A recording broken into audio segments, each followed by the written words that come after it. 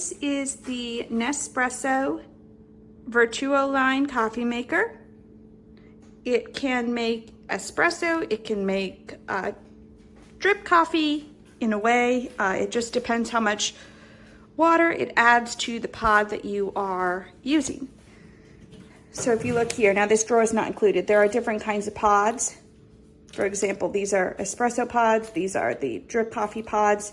And when you place a pod into the machine, what you do is you just turn the top handle here, put it in here, push this closed, and then you turn the top so that the lines are lined up, and then you press the start button, which is on the top here.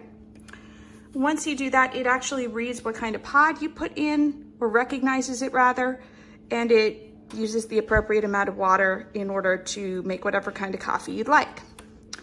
So this side over here is your water tank. It does come off, it has a liftable lid, but this does fully detach from the machine so that you can fill it up with water.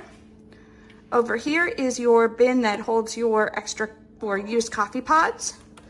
So when you release it and you open it, the coffee pod is held up here on the top.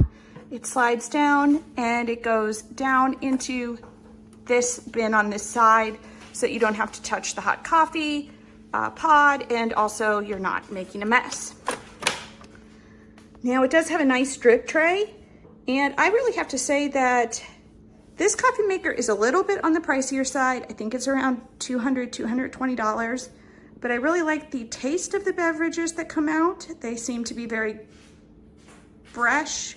They taste really good. They have what is called a crema on top, which is a bit of a foam.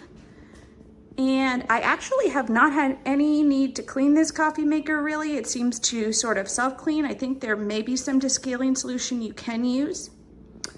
But I've had it for about 5 years and it has worked perfectly. So I definitely really like this.